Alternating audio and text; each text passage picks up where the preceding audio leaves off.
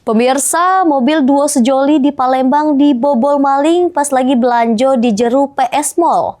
Pelaku yang rusak pintu mobil sentak laptop sama iPad yang ditaruh jeru mobil. Akibatnya korban mengalami kerugian mencapai 21 juta rupiah.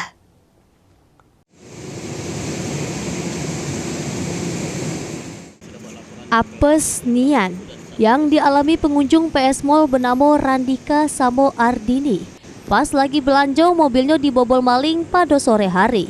Laptop sama iPad yang ditaruh di kursi buri mobil lengit disentak pelaku, padahal aktivitas mall lagi rame.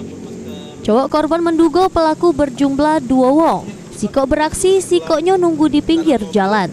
Akibatnya korban mengalami kerugian mencapai 21 juta rupiah. Namun cowok korban menyayangkan dengan sistem pengamanan area parkir. Karena pas pelaku beraksi, alarm mobil pasti berbunyi. Namun respon petugas keamanan dinilai lambat, padahal posisi mobil terparkir tidak jauh dari tempat petugas keamanan siaga.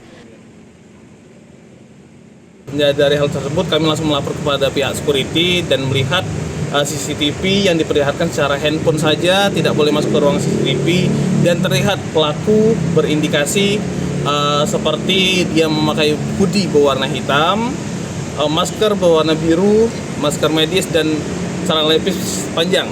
Dan pelaku melakukan aksinya itu sekitar 2 orang, mungkin 1 orang yang mengintai dan 1 orang yang melakukan aksi untuk pengerusakan di pintu mobil. Kasus tersebut sudah dilaporkan korban ke Polsek Ilir Barat 1 Palembang. Korban berharap polisi Gancang bergerak menangkap pelaku serta barang yang hilang bisa balik lagi. Mulyadi, PAL TV.